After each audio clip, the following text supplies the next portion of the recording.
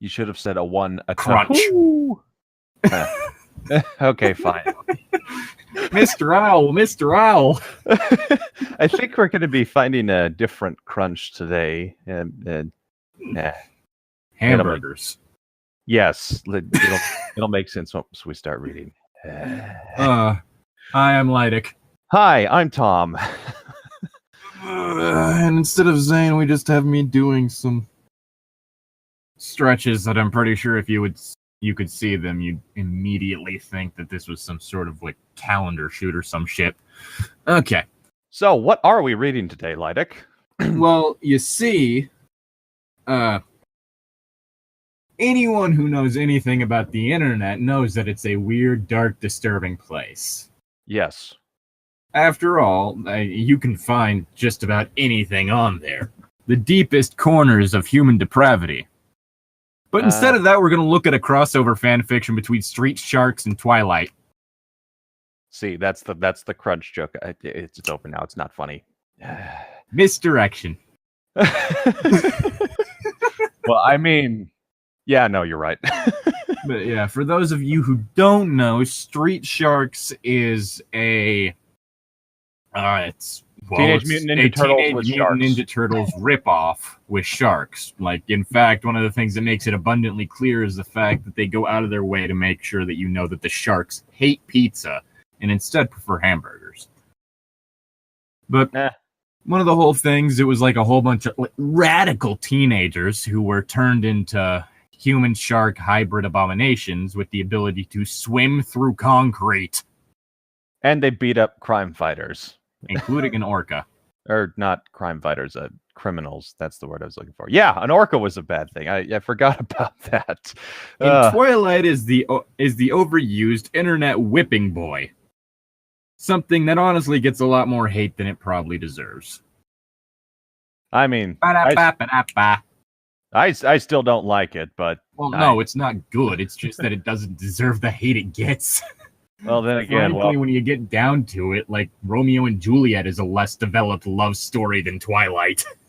Yeah, no, I think Romeo and Juliet is worse than Twilight when it comes to that. Two teenagers meet each other for 2 days and then kill themselves. I think part of it with, like, Romeo and Juliet is that was intentional. Is like, yeah, they knew next to nothing about each other, but their actions were partially pushed upon them because of the fact that their parents were so against it. But well, I mean, you got to rebel against your parents. It's being a teenager, after all. Well, I don't have parents, so. Right, I forget that. Anyway, let's start reading. You know how hard it is to have a rebellious phase against an ox? I'd assume pretty hard. Yes. I don't want to eat grass.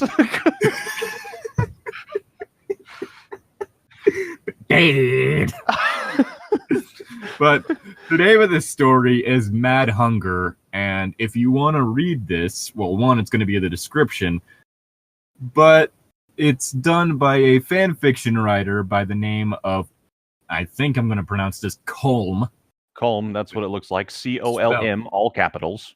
Yes, and he has this, he has a sequel, he has a 50 Shades of Grey fan fiction called 50 Shades of Great White.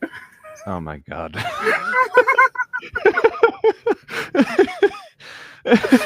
And a sequel to that. Oh boy. Are these troll fics or are these serious fan fictions? I honestly can't tell. It's hard to tell sometimes, but the grammar's better than any troll fic I've ever seen. Anyway, let us start Chapter 1, in which we meet our characters. Well, it's an interesting chapter name, to be sure. Bella screamed. She wasn't sure that it was the best thing to do under the circumstances, but it was all she could do. Yeah, that sounds about right to canon, Bella. Yeah. The beast lurking in the shadows growled back at her. Of all the ways to go, getting mauled by a bear was one she did not expect, given her recent forays into the dangerous world of vampires and werewolves. As she backed into a tree, she wished that she hadn't broken things off with Edward earlier that night. She's just 3 days from retirement. If she hadn't, he might be with her instead of sulking by himself. I mean, again, that's kind of on par for Edward's character. Well, no, he'd be sulking by himself, but he'd also be stalking her. True. Ba-da-ba-ba-da-ba. Edward, anyone help! Bella screamed. The ravenous beast slowly advanced, a mad glint in its eyes, the only sign that belied its true hunger. Bella debated running, but realized there was nothing she could do. This was it. This was the end.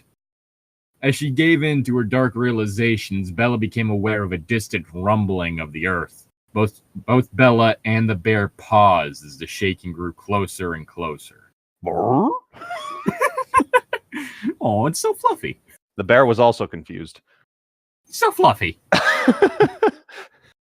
Bella watched as a dark form suddenly burst forth from the earth and almost seemed to envelop the bear. She sat in awe as the newly risen Titan wrestled with an almost imperceptible grace with the hairy beast. Sounds like another fan fiction. On roller skates. The two forms fought for control of the fight, each gaining and losing ground, one fighting for life and death, the other reveling in the glory of the sport. So which one it is will surprise you. The bear was fighting for glory. So who is going for wrist control then? Bella only cried out once when the bear managed to brace itself against a tree and made to bite at the throat of the other combatant. Look out! Bella cried, a useless comment in the throes of battle. I mean, you're not wrong. Look out for what? Her muscular savior sighed. Suddenly there was a horrendous crashing noise, and part of the tree along with a large section of the bear's leg were just missing. Rip and tear until it's done. Om nom nom. As the tree finally came to rest, Bella looked up to see the dark figure silently standing over the bear, ensuring that the once noble beast received the death it deserved. Devoured by a shark on land. Oh, so it was the bear who was fighting for glory.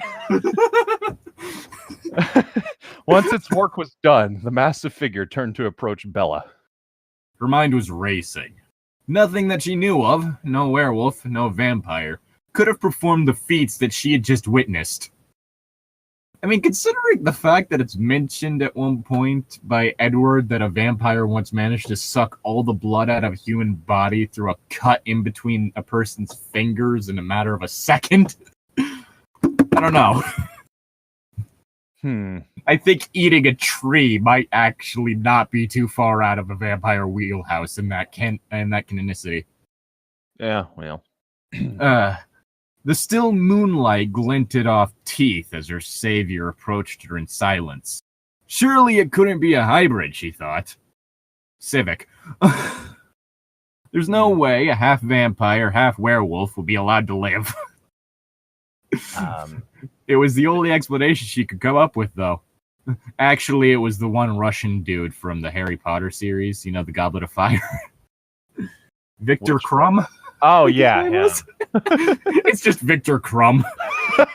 He got lost trying to, reunite with Hermione. Tried to get a ride from Bugs Bunny. Yeah, it turns out they both got separated when Bugs Bunny actually took the right turn at Albuquerque, or was it the left turn? The figure finally stepped into a patch of moonlight and revealed himself to the stunned Bella. Okay, so the half vampire, half werewolf thing, there's no way something like that would be allowed to live. Just that line reminded me of the Underworld series, so... Yeah. I might actually regard that as worse than Twilight. Because it was so boring. Yeah, At least Twilight I could get some enjoyment out of. I mean, if melodramatic acting is something you find enjoyable, then okay. That doesn't make me fall asleep. As opposed to, hey, let's have vampires and werewolves shoot guns at each other. That's real entertaining. Oh, is that something that actually happens? Okay. Gunfights are fucking boring. It depends on the gunfight. If done well, it can be fun. But they weren't. But if not, then it's just, I'm going to throw bullets at you and then move in so I can punch you to death. Hey, the werewolves have bullets that have UV lights embedded inside of them so that they burn a vampire from the inside out when they shoot them. Okay, cool. So we're just going to see a whole bunch of vampires turned into CGI? Nice. Yeah, no, that sounds pretty terrible. Oh, it's so boring. boring. He stood no taller than an average human. Muscles rippled underneath his pale gray skin, resplendent with the occasional dark purple stripe. His glistening maw stood out the most, filled with row upon row of jagged teeth, still dripping blood. That was going to be my question. Was it dripping blood? Well, I think so. I mean, he's on land. A dark fin protruded from his back. His eyes were set far back in his head, above a monstrous snout. He was wearing leather gloves, dark jeans, and what appeared to be some form of rollerblades. You were right! Dang it! That's what Streex wears! You know, like some of the others, they got like fucking skateboards and shit like that. Streex has roller skates. Does any of them have a scooter? Like a Razor scooter? Don't remember. Okay. Bella stood in awe of the glorious being in front of her in roller skates. No, it's roller blades. And like, I don't think you can be considered glorious if you're in roller skates or roller blades. Like, have you seen Xanadu? I mean, the movie was terrible, but it gave us the Muses roller skating. Seen what movie now? Xanadu. No, I've never seen it. Don't think I've even heard of it, but Of all the references for me to have to explain. I mean, I could look it up to save you the trouble. That one's like up there when it comes to bad movies that people know about. Well, I mean, I just learned about The Room recently, so... Good point. You are a sheltered little Christian boy. Okay, Xanadu. It's spelled with an X. Yeah, I spelled it with an X. It sounded like something that would be spelled with an X. Large mural of the 9 muses of Olympus coming to life. The women emerging from the painting and flying into the sky. Okay, If memory serves, who was it? Yeah, it was Olivia Newton-John and Michael Beck. Was it Michael Beck?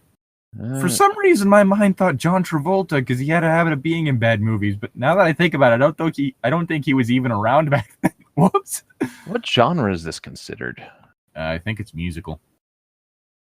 Okay, then. I mean, it says American romantic musical fantasy film.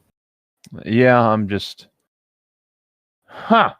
Yeah, no. Written by Richard Dennis and Mark Rubel? Oh, shit. Maybe. Rubel. Okay. He seemed to possess almost incalculable strength, yet his muscular figure was not grotesque. We're talking about basically something that has the proportions of a Dorito with a shark face. Wide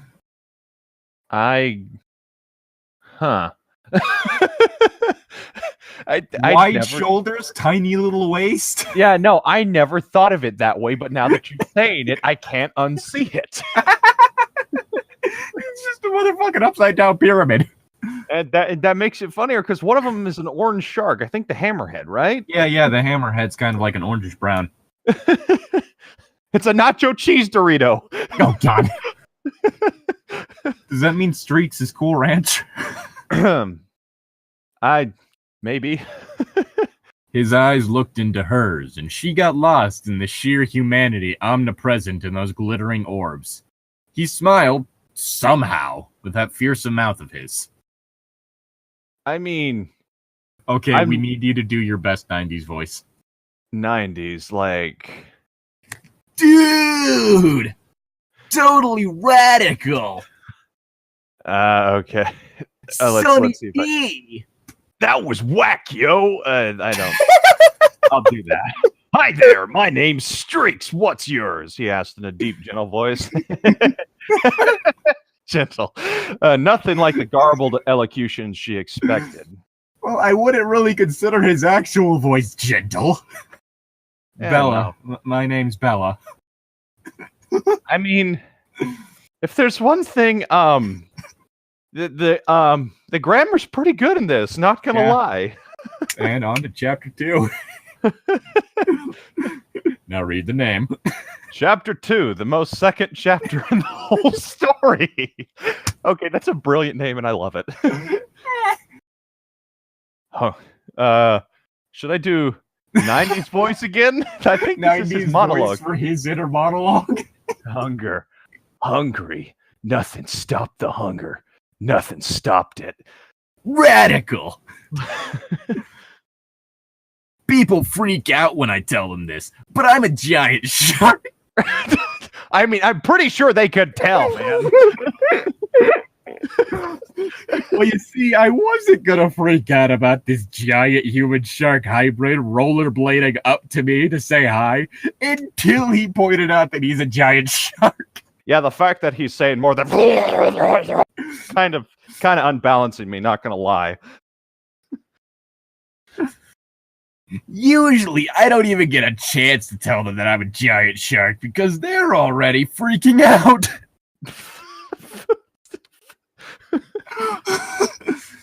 Sometimes people's eyes inform them that I'm a giant shark. Only sometimes, though. Only sometimes. The rest of the time is when me or Other times they think he's simply an overlarge dachshund. And the other times are when either me or Zane see them, like just not interpreting it. And then they start to freak out, and then I can't even talk to them. I can't even tell them I'm a giant shark. I don't even have that privilege. Okay, maybe if you said, I can't even tell them why I'm a giant shark, that might make it a little more... You know what, I'm just going to keep reading. There's some days when I wish the whole thing hadn't happened. That is very false. In the show, the street sharks were completely fine with being turned into human shark abominations. I mean, if I could swim through concrete, I wouldn't be complaining very much either. Just going to be completely honest here. If I could unhinge my jaw and eat a hot dog cart. Do they do that in the show? Please tell me they do. Yes. The entire stand. Yes. The lab, the professor, all my brothers stuck in the lab with the professor. Me and all my brothers strapped to the cold metal table in the lab with a laser beam controlled by the evil professor. That laser beam staring us down. A giant science experiment. Okay, laser beam. Yeah, kids, you want to get turned into... Yeah, you're gonna want to get turned into a giant shark. Just build a giant laser beam and zap yourself with it. Fun fact, a laser beam capable of killing a human would actually do it by causing the water in their body to evaporate, superheating it, making them explode. Another fun fact, there was a dude on YouTube who built a laser gun that had intense light had light so intense that he was able to shine it on a piece of wood and lit it on fire. Yeah. Now just imagine that happening to the inside of your body. Yeah. Well, getting all the water out, then you could bring the ocean in, and that's how you become a shark. Like, oh God! In one brief moment, I'd lost it all. I went from the top of the social ladder to the world's biggest freak, and I thought high school couldn't get any harder. Totally not Narnar. Literally. The only good part about being a shark was that it gave me strange and mystical abilities. I can swim through pavement, and I can eat just about anything. He's not wrong. I can also sense when people were in trouble. What is that, like a spidey sense, except it's like, what, a sharky sense? Or I don't know how to explain it, but basically it was just as the plot demands, they're able to sense when weird shit's going on in town. It's because they're sharks, man. I mean, sharks have all sorts of superpowers. Sharks can sense when others are in danger. Yeah, spiders can sense when they're in danger. Yeah, no. Like, the reason why sharks can sniff blood in the water, it's not to eat or anything. No, it's not to the save smell of in blood. danger. It's not that they smell the blood. It's actually that they just sense that something's in danger. Yeah, there we go. Da, da, da, da, da, da, da. Uh, Faster than a speeding submarine. Faster than Red October. I'm just imagining a shark with like laser eyes. I mean, freaking sharks with freaking laser beams. I was gonna make that reference, but you made it before me, so they deserve a hot meal. I like to think I always had that sense. I mean, okay. Help, I'm being stabbed. That's weird. I don't sense anything. Help! Help, I'm dying. Nah, you're probably just lying. Just walks on. I'm gonna go eat another hot dog cart. Oh, God. That was pretty wicked. Gnarly.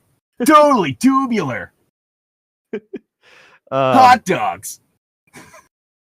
I try to attribute as much as I can to my human self, if only to make me feel for a minute that if all this had never happened, I would still be proud of who I am. Proud of being a normal guy instead of a half-shark hybrid. But it's hard to keep up that lie. There's so much I could do as a shark that I could never have done as a human. A mixed blessing. I mean, righteous. The only thing that seems to be a curse here is that you look weird. So, I mean, everything else is an upside. I was cutting through the pavement one day, slicing through the ground like it was soft cheese. Specifically goat cheese. I had that sense again. That sense that someone was in trouble. I arrived on the scene with no time to lose. A bear attacking a young girl. At least I thought it was a girl. It could have been anyone. It was actually a smaller bear. All I cared about was eating that bear. I was so hungry. Nothing could satiate this hunger. It's a righteous hunger. It hungered for justice. It's a righteous hunger that only the most radical of foods can fill. Pizza, that's boring. Hamburgers, that's a bit better. Still boring. I'm gonna eat an entire hot dog covered in whipped cream. What? I don't know. An entire hot dog. I don't know if you meant to cut it off a hot dog or what. Like, an entire hot dog covered in whipped cream. Wow, we're binging tonight. I was trying to think of something. Something. It's my cheat day. I'll have one entire hot dog. Wait, what do you eat on your cheat days then? On my cheat days?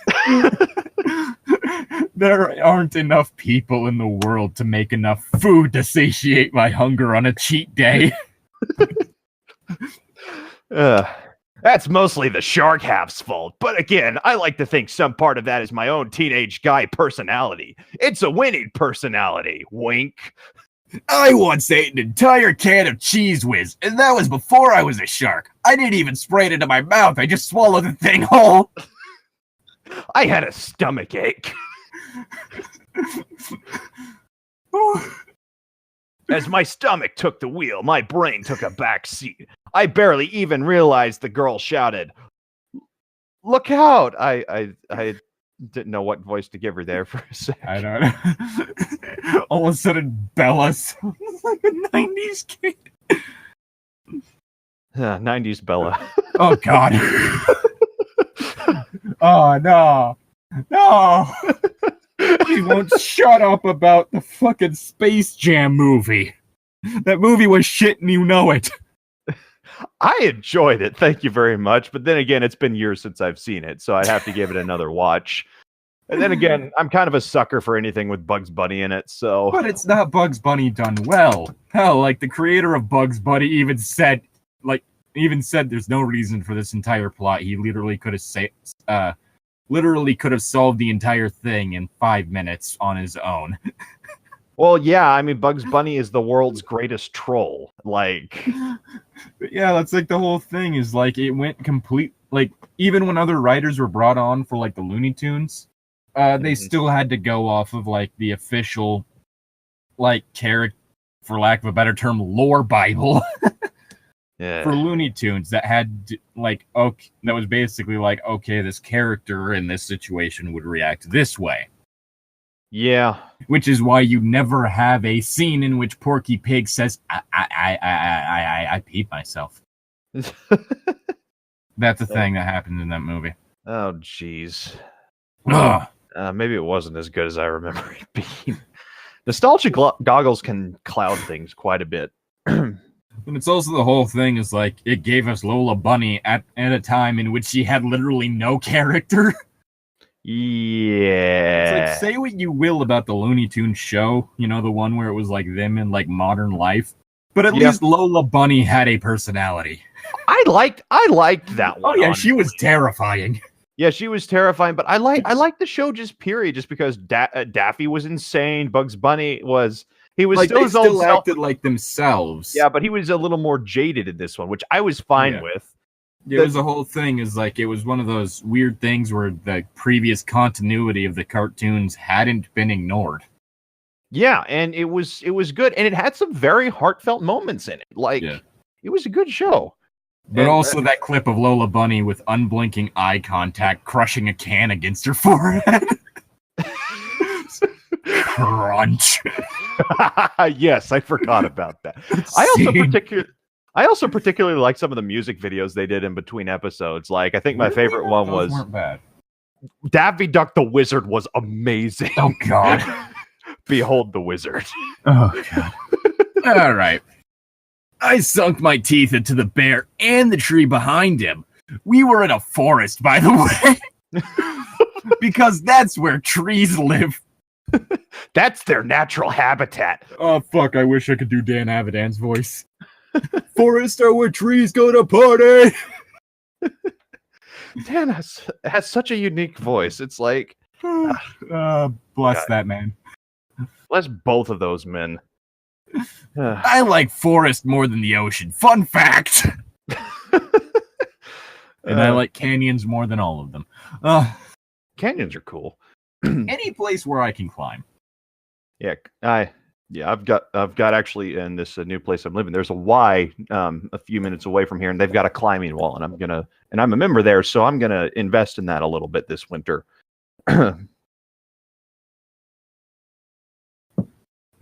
Waiting on you. Where I lost my place. I'm sorry. After and during. Okay. Honestly, this is just starting to sound more and more like Sonic the Hedgehog's voice. Yeah, I mean, chili dogs. Well, no, it's a grittier Sonic. After ensuring the bear was toast, I turned to the girl, the very same girl who had almost been the bear's lunch. What time of day was it? It was a different girl. It was night though, so wouldn't it be snack rather than lunch? I mean, it depends on what the bear schedule is. True. It's just like if you wake up at 6 p.m. If you wake up at like 6 p.m., that technically your first meal right there is technically your breakfast. Yeah, true. Breakfast is where you break the fast. Ba-da-ba-ba-ba. What is with you tonight? I don't know. I knew she would probably freak out any second now because I'm a giant shark and people don't like those.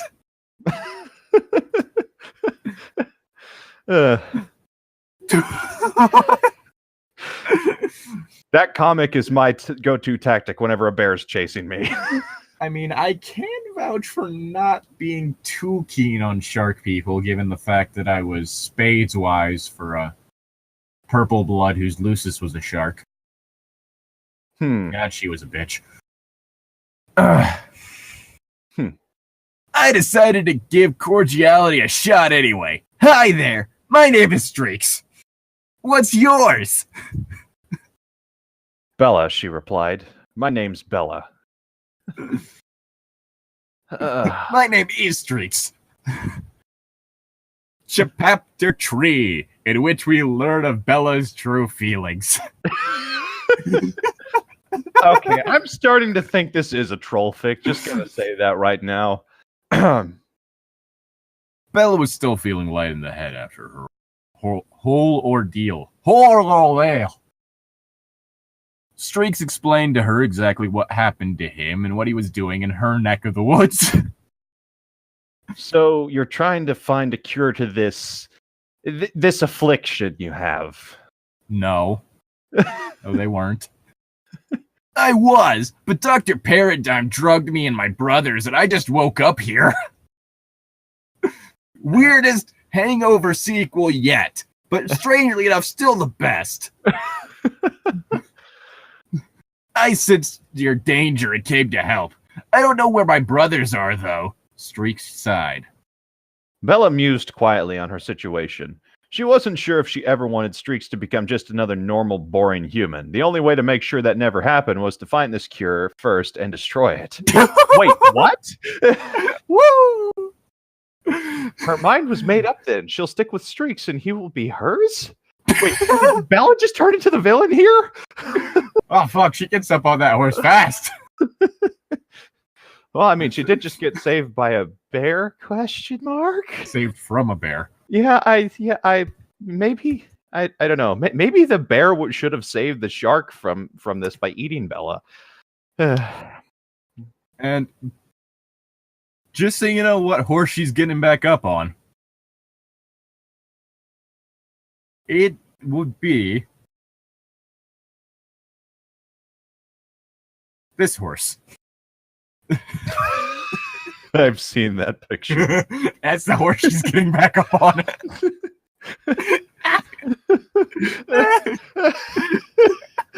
Oh, jeez. I'm not apologizing. No, don't. It's fantastic. For those of you who are wondering, it was a picture. It was the Photoshop picture of a horse with the shark's head on its body. Behold the power of the internet. Oh, you poor dear. You're welcome to stay with me while you look for your brothers. I'll even enlist the help of some of my friends to look for them in this Dr. Paradigm of yours. Really? That'd be just great. Tubular! That'd be radical, man. Or Splendorific! That'd be radical, dudette. Okay. Streex picked up Bella and held her to his chest gingerly, yet the passion of his hug was evident. Bella leaned into his soft, rubbery skin and just breathed in his scent, one similar to the ocean after a fresh rain. Oh, that actually sounds nice. Wanted to go around hugging sharks now? Because they're actually quite friendly. Depending on the shark. Nah, I'll just leave them be like I do with all other ocean life. Like, one of my favorite things is, like, videos of, like, divers giving sharks belly rubs. Yeah. Lemon sharks are apparently very jealous about other sharks getting them. Yeah. So you'll have, like, lemon sharks shoving, like, tiger sharks out of the way. Are you serious? Yes! A lemon shark doing this to a tiger shark, a known man-eater. That's great. Well, like, the man-eaters will, like, end up, like, snacking on some of the fish and then, like, get belly rubs and such. As she put her back down, she noticed he was looking at her wistfully. Also, I'd like to point out the whole thing of, like, the rubbery skin comment, because with sharks, I mean, they tend to have sandpaper-like skin. Yeah, I know. Like, I found my cousin when my cousin and I were in Galveston, he found a dead shark on the beach, and like we poked it as kids do, and it I'll never forget that weird feeling. It felt like sandpaper that had like lotion on it. It was so weird. No, I'm just flashing back to that one bit of dialogue I scripted.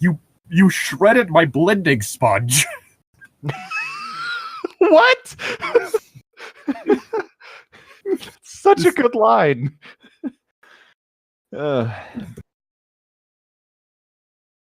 Just a sec. There we go. That's the context. Okay. Okay, there we go. Let's see. Streex, what's the matter? I'm sorry, nothing's the matter. I'm just so used to being treated like a monster, I was almost starting to think I was one. You're the first person who's treated me like just any other guy. Again, the street sharks were absolutely, like, stoked about being giant shark monsters. Like, heck yeah, we're monsters. You better believe it. And then give a shit what people thought. Yeah, no, and then it got to the point where people were like, "Oh, it's the street sharks. They're pretty cool guys. We're not going to run even if they eat everything." Yeah, it's kind of like the whole, okay, they're going to do that, but okay, they're going to eat everything. What are you going to do about that to like humanoid sharks who can swim through pavement? I mean, come on.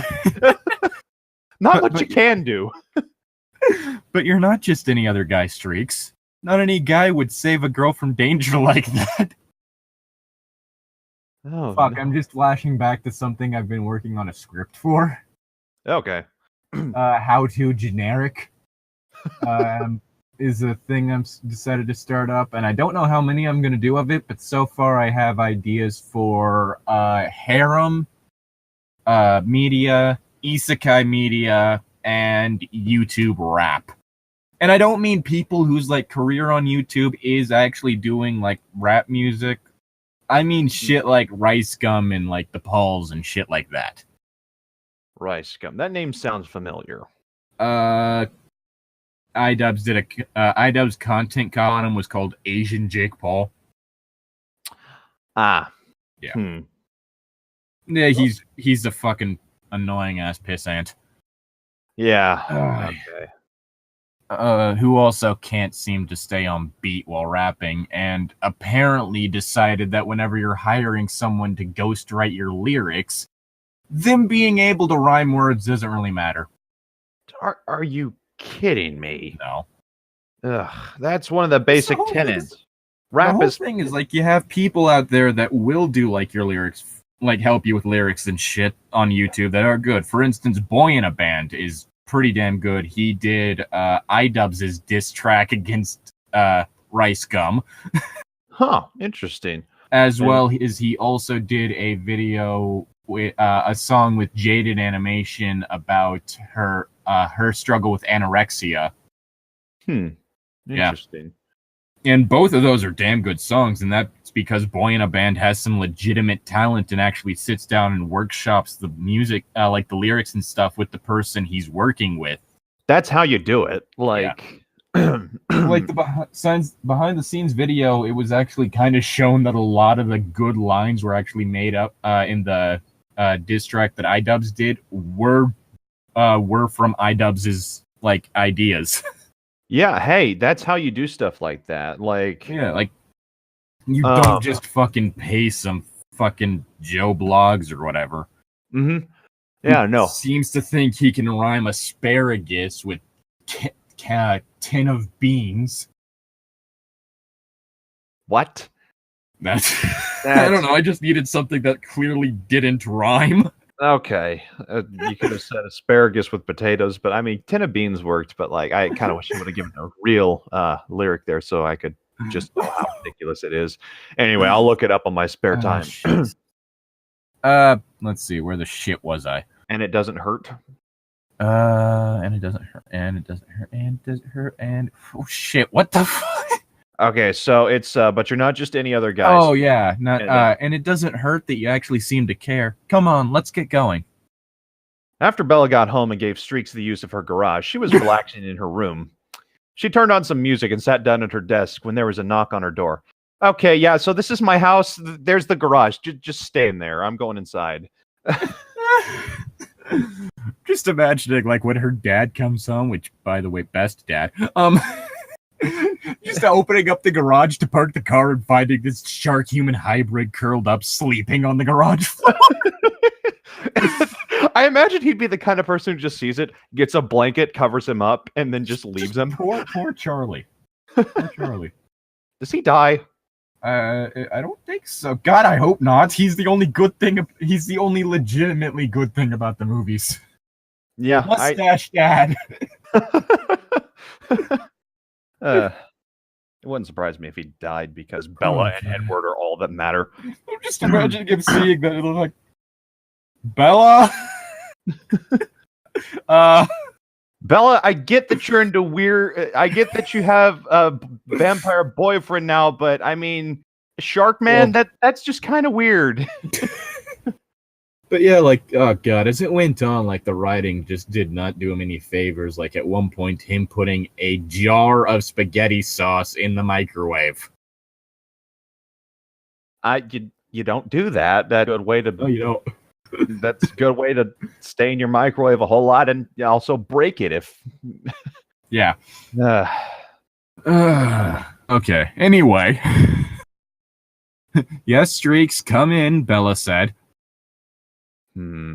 What voice should we give Edward? Should we go like something foppish? Like, Streex, who's that?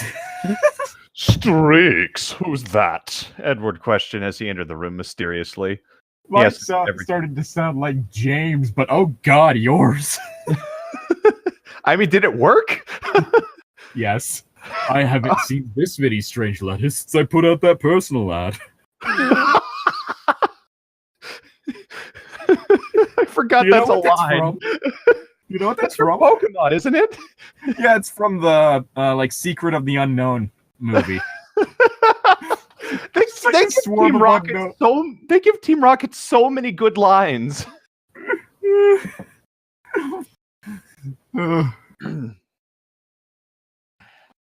Anyway, where the fuck? Edward, what are you doing here? Edward, what are you doing here? We broke up, Bella shouted. I'm sorry, Bella, but it's your mother. She's in the hospital right now, losing copious amounts of blood. How do you know that? She's in fucking Phoenix, Arizona. I mean, there are did you do it? Arizona, right? Right? Did you do it?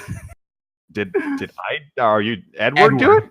Maybe. I mean, did losing he copious run amounts from Fort Washington to Phoenix, Arizona,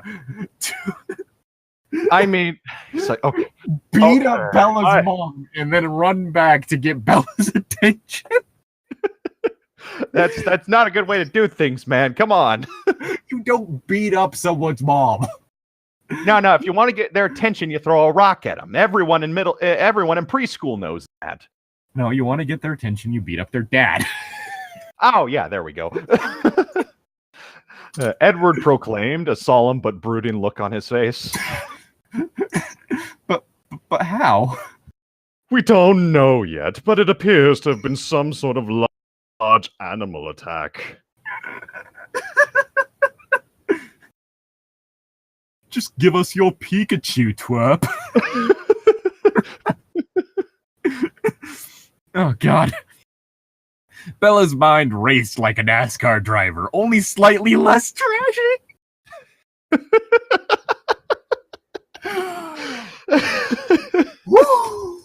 Oh, man. The shade there. Could this have been the work of Streex or one of his brothers? What would Streex be doing in Phoenix, Arizona? I mean, does it matter?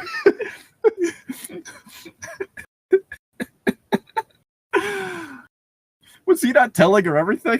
Does it matter, she thought. I'll figure this out later. Right now, I've got to see. It might have been one of his brothers, honestly, because Streex was there in Oregon, was it? Washington. Washington, there we go. Washington. In Washington. And then, maybe one of his brothers had gotten scattered and ended up in Phoenix, Arizona, and decided, oh, this person looks tasty, and it just so happened to be Bella's mom. I'm just laughing. I have to go see my mom halfway across the country. Bella left a note for Streex and then got into Edward's sleek but efficient car for the drive to the hospital. I mean... Distance between... You mean what? I'm sorry. I'm just trying to think here. Does Edward have a car, or does he run everywhere? Because it doesn't. No, he has a car. One of the whole things is that the writer. I know. Well, shit. Stephanie Meyer actually asked her. I think it was older brother or whatever. What different sports cars were considered cool because she wanted this not the small. The Cullens ship. There we go. The Cullens to all drive high-end sports cars and shit. So does one of them drive a Mercedes-Benz? Because that's one of the highest-end luxury cars that you can get. I don't fucking remember. There was a lot of weird shit when you get down to it, because one of the things mentioned was that to make sure that they don't ever look out of place fashion-wise. Okay, I just checked. It's 1,507.5 miles. Which is a 23-hour and 40-minute drive if you go down U.S. Highway 95. And that's probably not including stops for gas and bathroom breaks. Well, you only need bathroom breaks for one of this one. But basically to make sure that they were never behind on fashion trends so that they never looked out of place fashion-wise, They would literally buy new clothes, wear them once, and then donate them to the homeless, which just causes this weird little thing when you think about it, that Fort Washington in this continuity must have a bunch of like trendily dressed homeless people. Huh. Like, I'm just imagining like homeless people in like $1,000 like turtlenecks and shit. $1,000 turtleneck will still get worn if it's not properly taken care of. So Yeah, but it also tends to be a lot higher quality than a regular turtleneck, provided the fact that it's not a turtleneck with a brand name emblazoned all over it. yeah, Because true high quality speaks for itself, and therefore typically the only logo you're ever going to find is on the inside tag. that's how it should be. Yeah. Not the fucking Scholastic logo on a fucking hoodie. Yeah. Anyway, Edward, Yes, Bella. the fact that you're the only one getting his lines. I don't know how it ended up this way. I'm not complaining. This is kind of a fun voice to do. Would you and your family be able to do one last favor for me? That depends, Bella. What is it that you require me to do? Rejoin Team Rocket. I miss Meowth. Meowth, that's right. Oh, shit, I can't do his voice. Oh, God. I need you to track down and capture a man by the name of Dr. Paradigm. He has something very precious to me. I'll see what I can do. They spent the rest of the car ride in silence since nothing good was on the radio. Again, that's a 24-hour trip. Well, I mean, have you listened to the radio recently? I mean, some channels have some on. True. I mean, Just granted, I try to listen to like fucking Lithium, and it's nothing but grunge, and I literally cannot tell any grunge apart except for Nirvana. They all sound the fucking same. They have no separate identity. Well, grunge is more of a subgenre anyway, isn't it? More or less, yeah. But even within a subgenre, it shouldn't all sound the same. Like, I'm not a fan of mumble rap at all. I'll say that outright. But at least with different mumble rappers, you can tell them apart by their sound. What mumble rap? I've probably heard it. I just am not familiar with the term. You're not going to mistake Lil Yachty for anyone else. Okay, yeah. Okay, that's And what it is. I will say, like, regardless of my opinions on his songs, he does seem like he's a pretty cool dude in real. So yeah, there can be people who are awesome, like just people, but just don't have very much talent. Yeah, like, I'm not a fan of Lil Yachty's work. In my opinion, he ruined the song Broccoli. But there's a song called Broccoli. yeah, basically, like, for the main part of the song, it's like this rapper rapping about the fact that his career has allowed him to experience all these different things he never would have gotten to experience otherwise. Like, he's talking about, I've managed to buy like so many different video games that I never would have had access to, is literally like one of the things he brings up. Or like one of them was like, I never thought that I'd be trying like fucking caviar on crackers.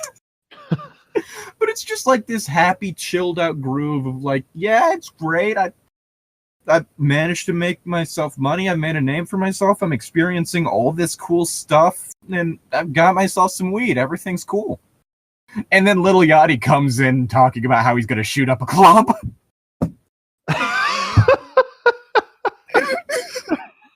The difference between artist stereotypes. It's like, if it weren't for Lil Yachty, I would absolutely love that song. Chapter 4, the fourth chapter in the whole universe. Wow, that's a bold claim. Yeah, it certainly is. Have you tried the restaurant at the end of the universe?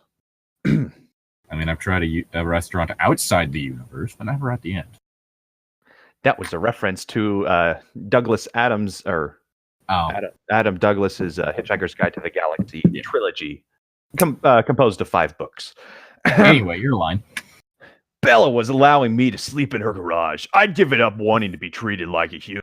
Every time I passed by a mirror or a puddle or Bella's boyfriend's sleek but efficient car, I was reminded of what I was. Okay, beautiful. Okay, if you're a shark man and you're a radical teenager, you're still less of a monster than like some of the vampires in the Twilight universe. Just gonna say that right now. Even like the Cullens, like they were all right for vampires, but it was still a whole thing of like, yeah, we don't really give a shit people dying. Yeah. It's not our business. Whatever. You're just little Edward. You're just little Edward's newest thing he's obsessed with. It's kind of cute, but he'll drop you like. Again, we're talking about a group of vampires who, upon realizing that they could eat anything they want and not gain weight, decided to stop eating. I mean, that kind of. I'm sorry, but I can eat anything and keep my figure. I mean, sure, I'm gonna end up still having to go to the toilet afterwards, but who gives a shit?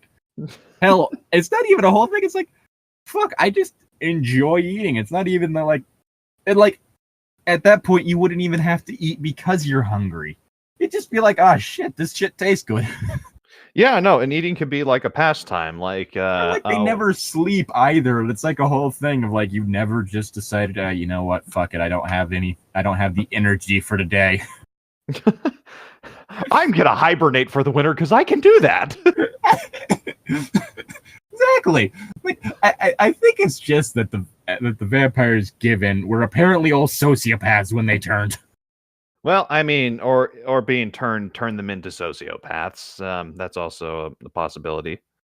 Oh my god. Okay. A monster. Oh yeah. I didn't understand why she was helping me. All I knew was I felt a strange connection to them. Maybe it was because she was the first stranger not to freak out upon seeing me and hearing me talk. Maybe it was that hug I gave her and how she didn't shrink away from my shark skin as my shark skin abraded her arms. Maybe it was something more. Your hugs are terrible. I was going to say it's like hugging a hedgehog. Hedgehogs are fucking adorable. Hedgehogs are cute. Yes. There's this one video I saw, a hedgehog eating like a grape, like the cutest thing ever. Have you seen the picture of a hedgehog screaming at the ground? Think so. I want to now, and you're gonna send it. So yes. Yes. That'll be good. That picture is so very much mood. Buy the shirt that everyone's going mood. Shit, I really wish that the Screaming Quag shirt was still available. Tom Fox, if you somehow hear this, 1, you're fucking amazing, I love you, man. And 2, put that shirt back online. It's so cute. Oh, God. Anyway. It describes my life some days. I never really believed in destiny, but the stuff of the past week had thrown everything I believed into a harsh light anyhow. As I looked around the garage filled with lawnmowers, skis, lawnmowers, kites, some other stuff, I was reminded of all the things I did as a human. Mowing the lawn, going skiing, flying kites, driving a car. Let's see, mowing the lawn isn't that great, especially when you have to use a push mower. Ugh. Well, not a push mower. It's even worse whenever it's under the threat of death. If you don't keep your lawn ring perfectly maintained, you get cold. Huh. Interesting. Well, that gives you some motivation anyway. That's right. Bella had gotten into the car with her boyfriend and driven away. Damn, I thought. She has a boyfriend. That's a total bummer, man. Maybe he'd be willing to go into an open relationship. After all, he is written by a woman. Oh my.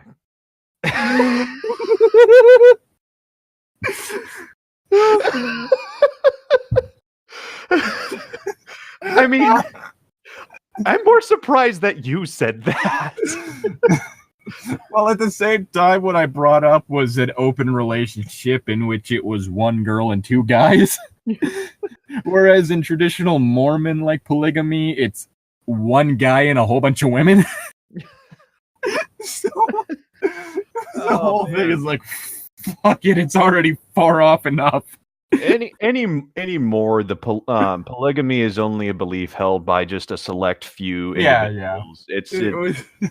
But even so, it's like I'm just surprised that something like that came out of your mouth. But like, I mean, I'm just imagining like alternate reality Mormons in which it's like women with multiple husbands instead. yeah, well, there are infinite realities, aren't there? Yeah.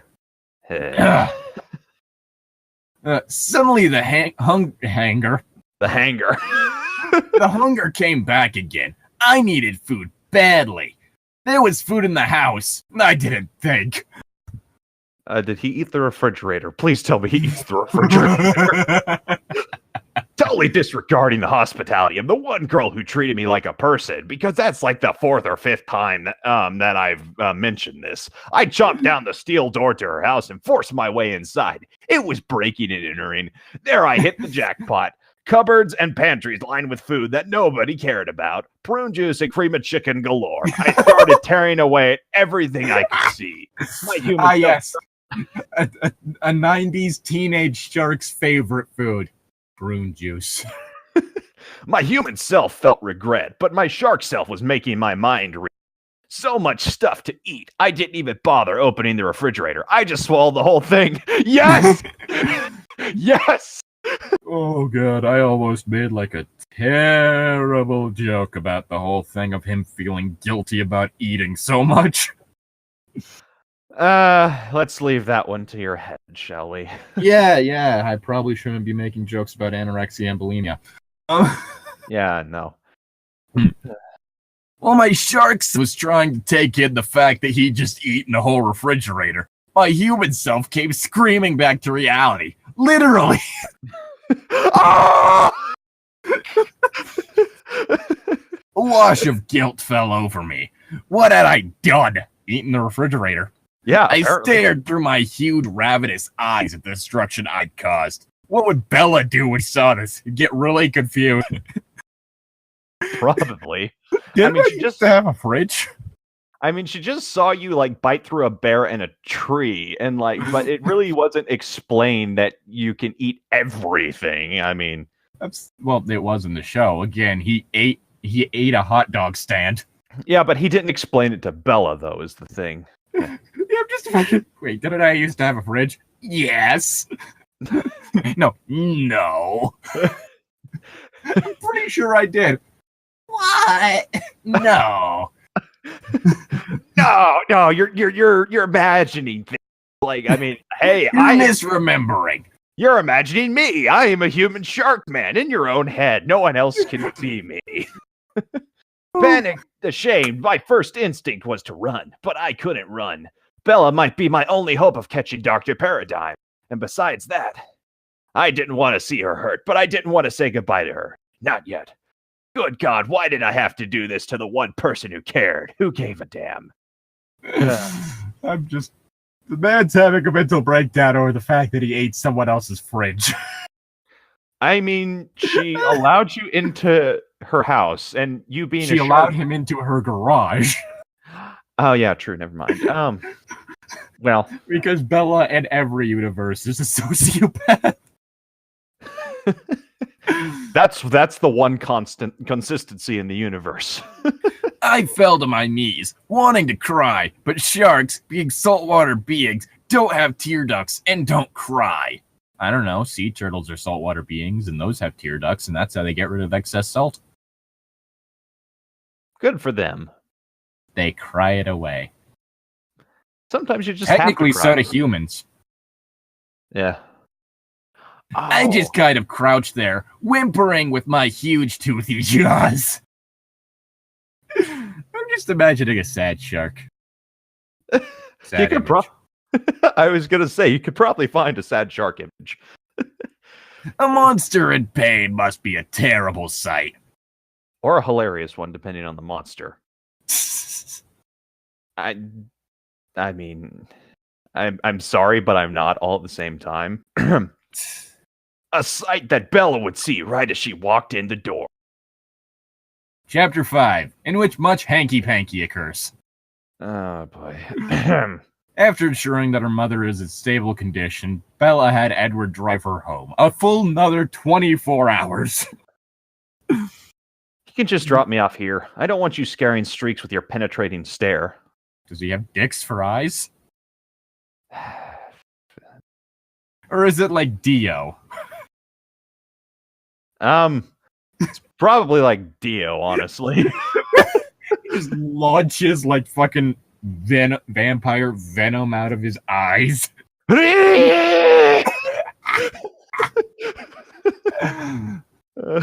Okay, I think I know how Stephanie Meyer can make everyone suddenly be on board with this series. JoJo crossover.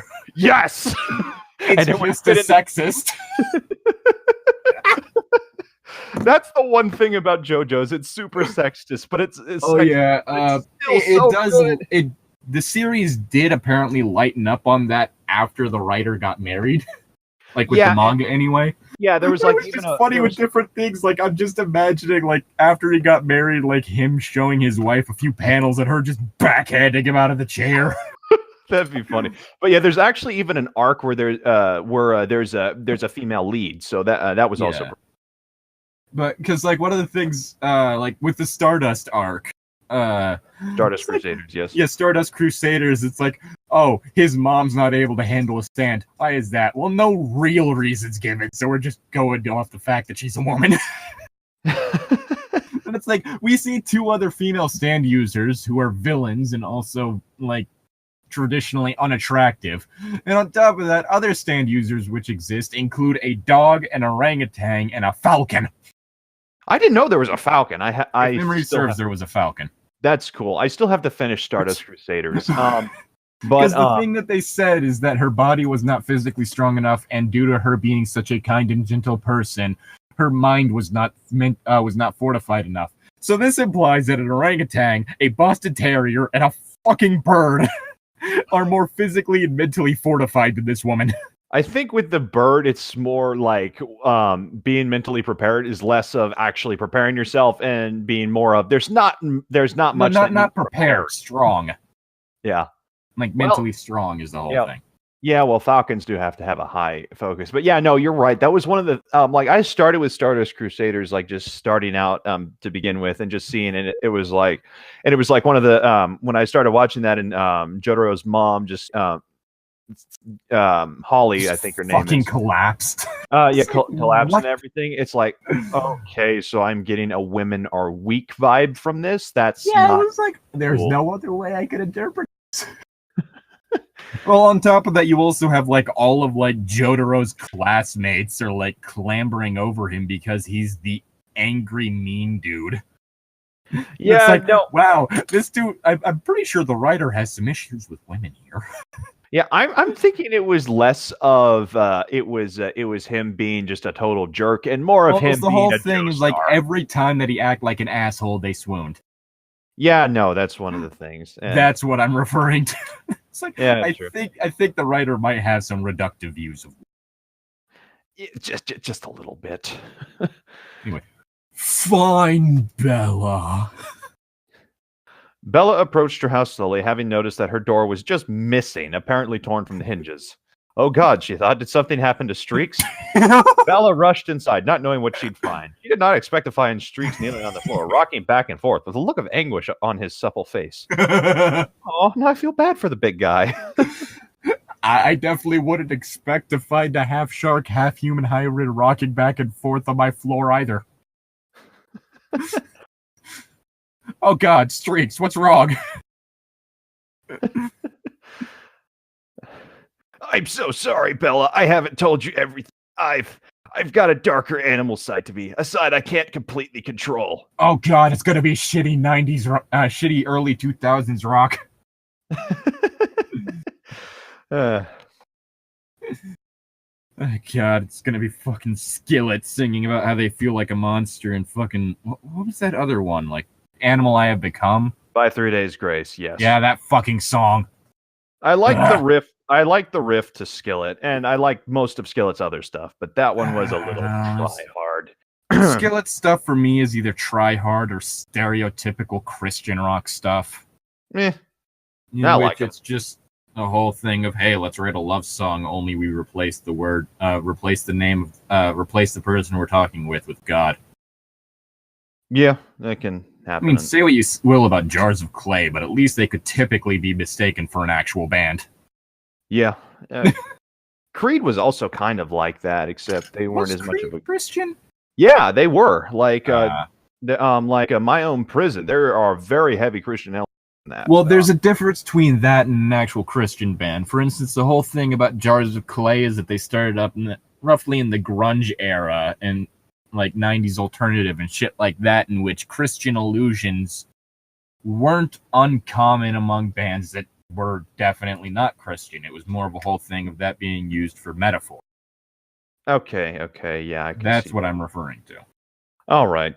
The question of whether that's the reason why 3 days Jars of Clay's Flood could easily just be seen as something that's using the idea of the 40 days flood as a metaphor. Yeah, I need to listen to some of Jars of Clay stuff because I know who they are, but I couldn't name a song of theirs, honestly.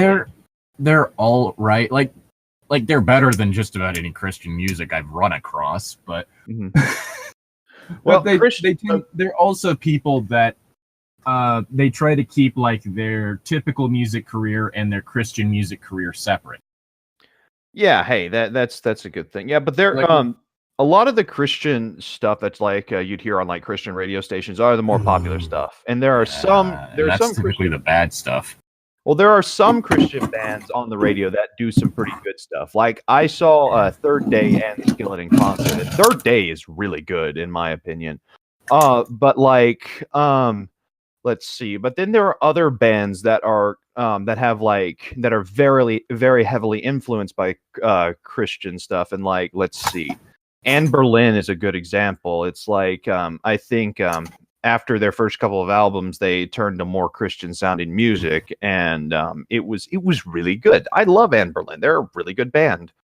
Reliant K is another Christian band, or at least I think they're Christian. I'm not entirely sure, but they've got some really good stuff. But then again, yeah, like the whole thing about Jars of Clay is that some of their songs are songs with like a good meaning behind it that is honestly completely detached from like Christianity, like with like minimal references to Christianity. Like one of them is, I think it's called like All the Good Monsters or something like that. Mm-hmm. And it's a song about basically just fuck, I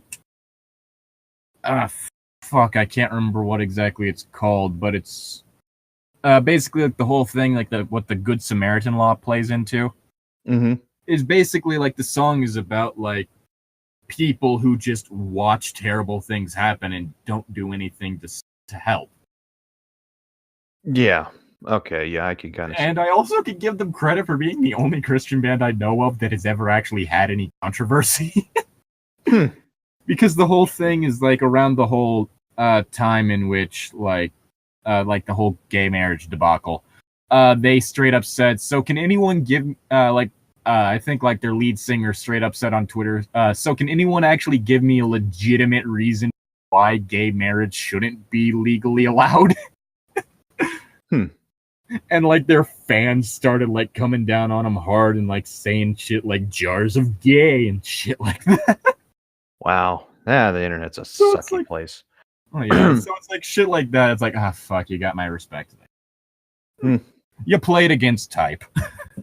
Yeah, that's one of the things. It's like if you're going to be a Christian band, you're usually playing it safe because it's like mostly anyone who's Christian will give at least one or two of your songs a listen, and that's the thing with stuff like that. Yeah. And that's why I respect bands for going out of their way. Like what you're describing with Jars of Clay, I respect bands that do stuff like that and step kind of outside of the boundaries of like what is expected. But yeah, it's the whole thing is like it's the same reason why. Like, it's almost impossible to find good Christian rap. Because it's a whole bunch of things of them playing it safe. They're never, like, I think I've, like, found one that's good, and that's also someone who's also using his position to do a bunch of different things. Like, in at least one of his songs, there was also that whole thing. He, like, brought up the fact that Jesus was not white. Well, no, he was Jewish. But it's a whole... I'm sorry, what? I realized Middle how East. bad that sounded. He was Middle Eastern. Middle Eastern, Israeli. I said Jewish because Israeli and Jewish are used interchangeably in my mind, and that came out wrong. I apologize. I don't think you should ever go to New York City. Considering the fact that residents there are not only pretty much honorarily Italian, but also honorarily Jewish. Interesting. Well, usually when I'm in a new place, I keep my mouth shut, and that's usually a safe bet. But it's the whole thing is like, with that media, they almost always just play it safe, all this preaching to the choir, not actually ever trying to challenge anyone that's listening to them. Not giving them new ideas, nothing. It's just, oh yeah, God, you're so great. Let me just continue to tell you how great you are, because that's totally something that someone who is all powerful needs, is to be constantly reassured of their greatness. To each their own, man. Anyway, enough about me railing on Christian media. What do you mean? Bella asked before seeing the absence of a refrigerator. That's fine, I guess.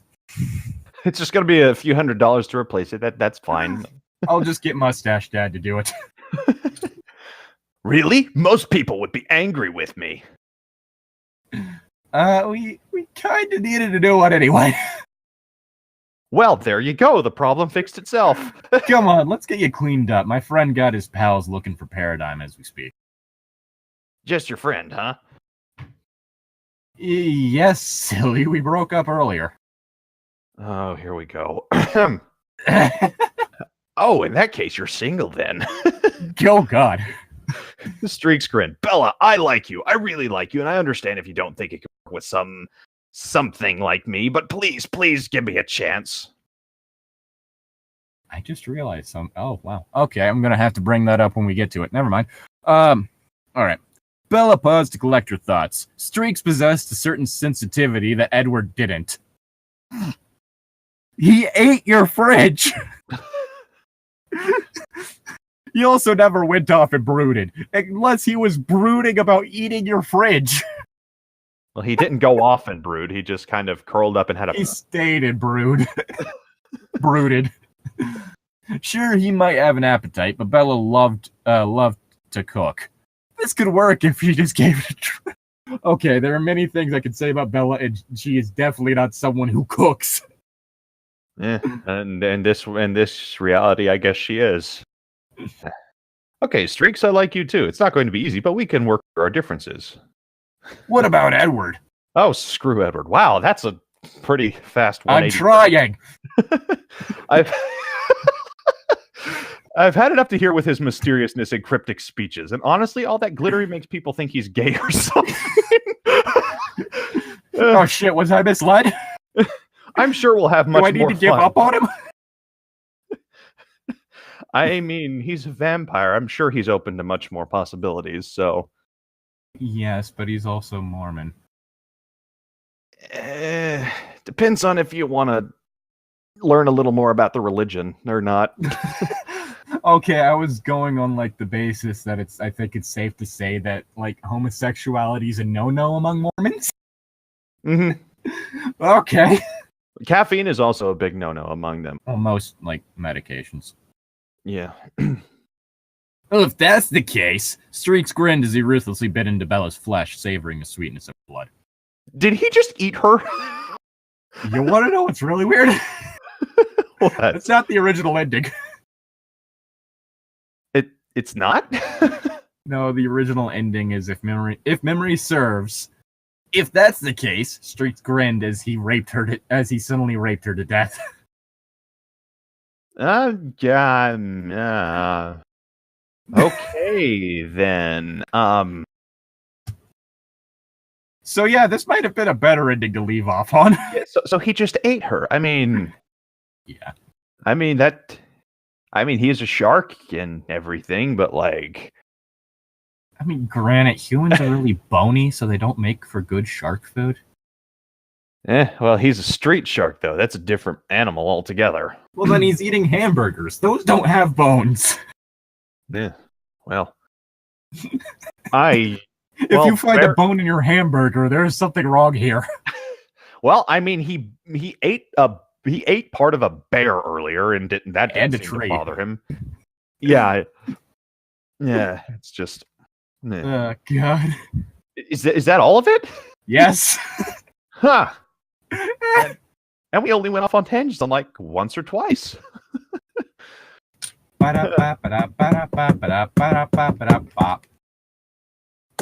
shit.